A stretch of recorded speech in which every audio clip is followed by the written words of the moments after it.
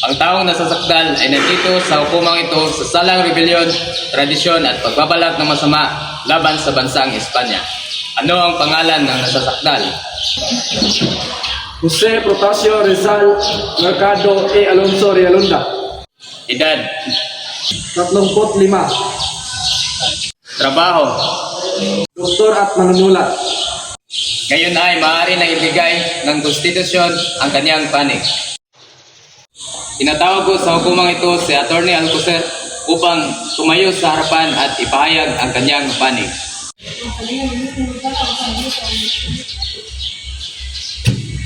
Gracias. Walang sino man ang hindi lalaban sa Espanya para sa atin. Walang sino man ang maaaring kumontra kung man ang nais ng ating bansa. Ang sino man ang hindi gumawa nun ay maaaring ipakulong at ipapatay. Yan ang rapat kay Dr. Jose Rizal. Siya ay nandito ngayon dahil sa salang rebelyon laban sa ating bansang Espanya at nakapagtatag ng mga samahang may layuning kontrahin ng mga batas na itinatag ng Kastila dito sa Pilipinas. Hindi ba't nararapat lamang sinabi kong parusa sa isang taong mas masahol pa sa hayop? Walang modo, walang utang na loob sa bansang nagparal sa kanya at nararapat lamang sa isang taksilya ang ipapatay. Gracias, Attorney Alcocer. Ngayon naman ay ating pakinggan ang panig ng depensa. Ating tinatawagan sa hukumang ito si Attorney Javier D. Andrade upang depensahan ang kanyang panig.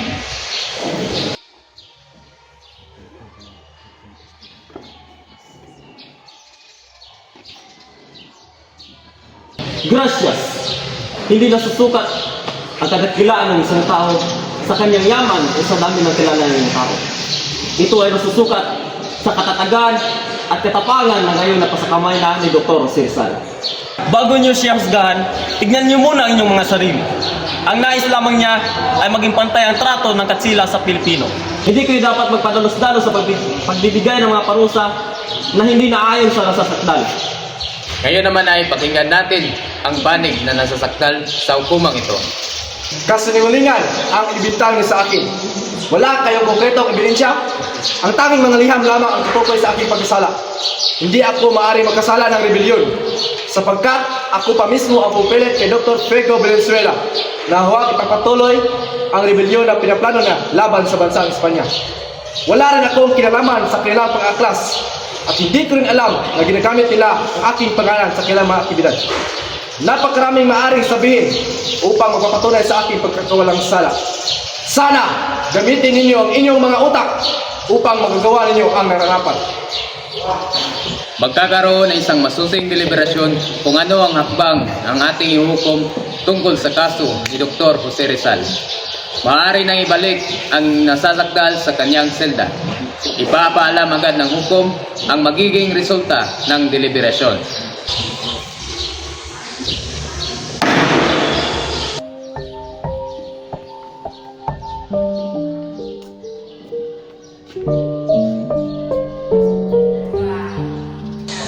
Hindi na ito dapat pinapatagal pa at wala na si Rizal sa salang nagawa niya. Tama, sangayon ako dyan. Ako din. Kung ganon, parehas pala ang ating iniisip tungkol sa kasong ito. Itutuloy ko ang sistensyang kamatayan kay Rizal. Ipapadala ko na kay Gobernador General Polavieja ang hatol upang mapirmahan. Magandang umaga po sa iyo, General. Ito na po ang hatol sa kaso ni Dr. Jose Rizal.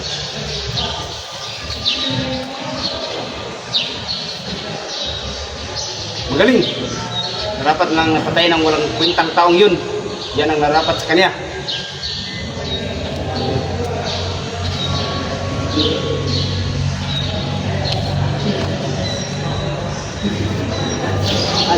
Ngayon ay sasabihin ko na sa inyo ang naging hatol ng korte. Ang nasasakdal na si Dr. Jose Rizal ay hinahatulan ng kamatayan. Ito ay pinirmahan ni Gobernador General Polavieja. Ipapatupad ito sa ika-30 ng Disyembre 1896 sa ganap na alas 6:30 ng umaga.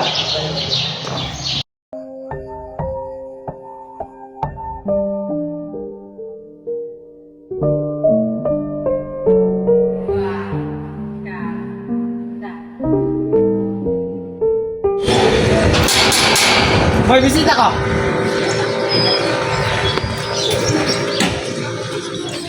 Tawad, ginawa na natin ang lahat. Pero ang desisyon ng hukuman ay hindi umayon sa katotohanan. Kung kinakailangang mangyayari ito, kung kailangang ialay ko ang aking buhay alang-alang sa ating inang bayan, gagawin ko ito ng may buong tapang at tangal. Pinapahanga mo talaga ako, Rizal. Wala pa akong nakikilalang tao na kayang buhay sa kanyang buhay para sa kanyang bayan. Huwag kang mag-alala, tingin.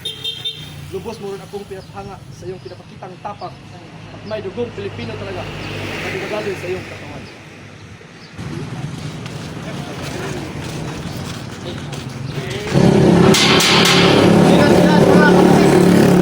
Anak ko! Anak, bakit kaya natin? Anak! Anong gagawin niyo sa'yo?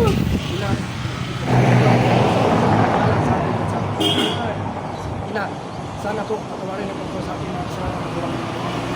Tama na yan! Tama na yan! Tumawag kita.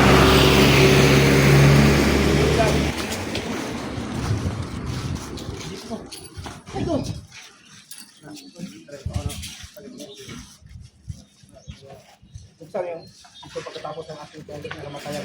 There's something inside.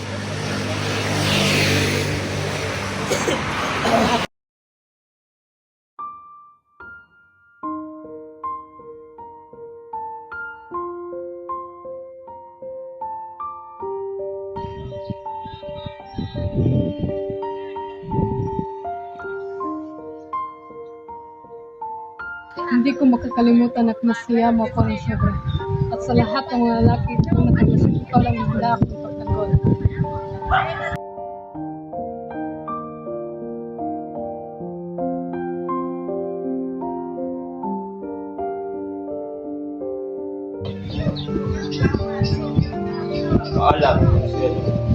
Hindi sa presa makiyang natin kita.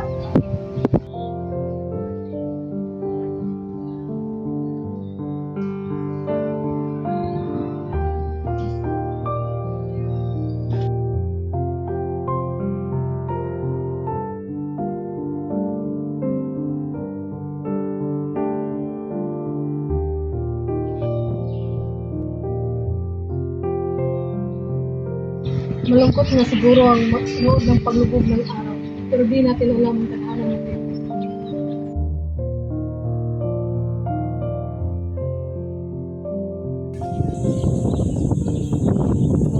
Bago niyo po patayin, mahihingin sana ako sa inyo isang pabor.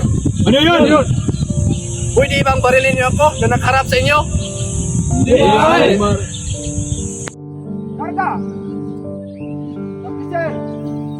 Sumatot is... Fuego!